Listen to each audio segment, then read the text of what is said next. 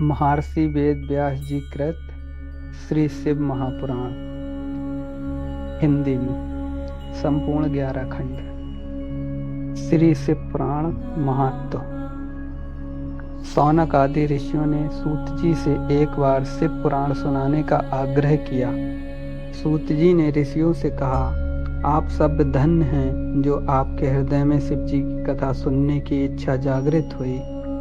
इस शास्त्र का वर्णन भगवान शिव ने अपने श्रीमुख से श्री सनंत कुमार से किया था, इसलिए इसे शिव पुराण भी कहते हैं। इसके पठन मनन और श्रवण से कलियुगी मनुष्यों का मन शुद्ध हो जाता है तथा शिव पाद की प्राप्ति हो जाती है।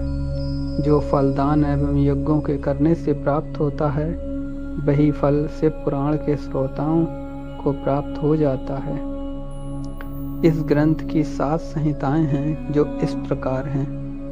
नंबर 1 विदेश्वर संहिता, नंबर 2 रुद्र संहिता, नंबर 3 शतरुद्री संहिता, नंबर 4 कोटि रुद्री संहिता, नंबर 5 उमा संहिता, नंबर 6 कैलाश संहिता, नंबर 7 वायु संहिता। आत्मवेत्ता मनुष्य को इस पुराण का हमेशा अध्ययन करना चाहिए। पापी देवराज की मुक्ति की कथा। सूत जी बोले, हे ऋषियों, जो व्यक्ति दुराचारी, पापी, विलासी एवं दुष्ट होते हैं, वे भी देवराज की मुक्ति कथा के द्वारा पवित्र हो जाते हैं। लालची, मिथ्याभाषी, माता पिता को दुख देने वाले, दंभी, पाखंडी, क्रूर, द्वेषी, पतित, हिंसक और निर्दयी पुरुष भी कलयुग में इसके द्वारा पवित्र हो जाएंगे। इस प्रसंग में से आपको एक प्राचीन इतिहास सुनाता हूँ। इसके सुनने से सभी पापों का नाश हो जाता है। किरात नगर में एक ब्राह्मण रहता था जो बहुत दुराचारी और दरिद्र था। वह धर्म और वेदों से विमुख था। वह इतना गिरा हुआ था कि वह स्नान तक नहीं करता था। उसने अधर्म से बहुत सा धन एकत्र कर लिया था।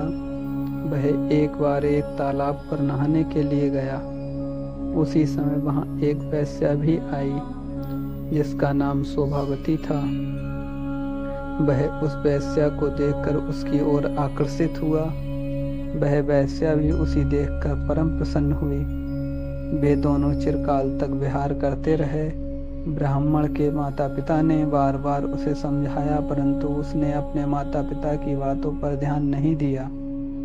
उस अधम अर्थात अधर्मी ब्राह्मण ने एक दिन ईर्ष्यावश रात्रि में अपने माता पिता व पत्नी का वध कर दिया और उनकी समस्त संपत्ति वेश्या को दे दी। देवयोग से एक दिन वह प्रतिष्ठापुर में आया। उसने वहां एक शिव मंदिर देखा जिसमें अनेक साधु महात्मा एकत्र थे। वह ब्राह्मण अचानक वहां बीमार हो गया।